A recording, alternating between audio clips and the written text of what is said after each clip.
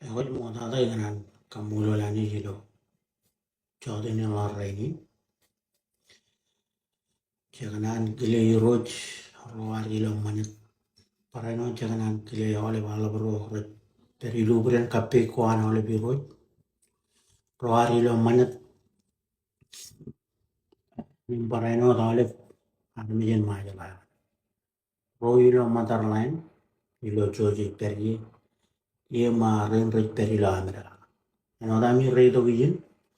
um ijuwalang takotan lai po choj ole armi jen Maya in Charagan, Spokane, Washington. And all the guy, a Junian state of him, a one lang nugul, and a patch of Majali. Yum. A labayar lang and Jinga, Richard Penny lang, Army Rome, and Padla than other Yamera, yum raise goes it. I go only level in Kuno now, one lang tagina, and all the encourage a Kajoy Maroon Charagan, Olive. Torre chukuchuku mama na kilo Spokane. Ano da kay jan kijek lukunchela da yun.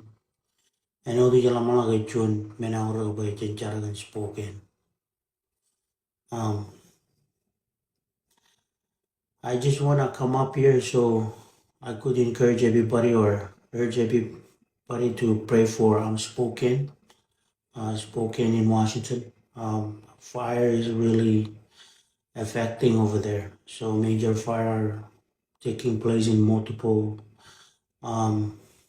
places in Spokane right now, and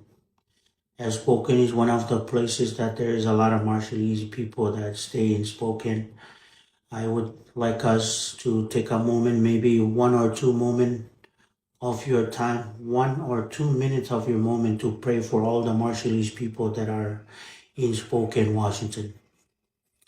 Imeno ba ne ko jelo video in chojum pag chuan agro chuan minute agro minute nganam charagan ole armin majaro rai perilo Spokane boy ilo terrain kajanga nya live elang kije ko aga ilo cecing rai pag chigi raini yam jala ga chuan minute aurak chuan tabi ko chay wit pagalang tak poitin kota ro nim charagan ron remaja kota remaja yam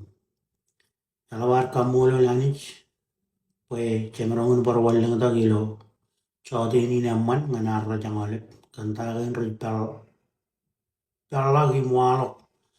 ipalagin ipalagin im rajangalit alawa kamulo lani pues imarong par nor mantang ngan raini imarong chere chet eno den na na news go me yauro boy jen chere yung nga ba yang ay karperilo chicken chara balewa yung yare ng jage kay aur puitin walang takkan kay tabi kredin yung kamme jaje pui chujin olive chala yung chujum charagan Spokane ano dan chilot elang kije ko ralabay pagir chigir ilokia Echo Spokane wa tai kanan par include California no da California chetian choko me alap kije game parano di choko chet mer chilet ime chilet yor kije gi kayo remaja man pagano da ba chuana ro minute chargan choko me kije korit walo game elang armijin majali Imelaba kamulo lani jo bueno da ba imarangun lo minagay imarangun bukal lang tangan kayo ba jen aware aga jen ano da ba ano da bata elo yatak kaya ngin chatakin men chay bujin cara kagim ralabar ko ako parcho nalim mo da jena kaya malagi yan ina ichap kano jalaban ay walang tao ichap Ikutu kuta walang takam lai bangi jalai bi jalai bot kanelum.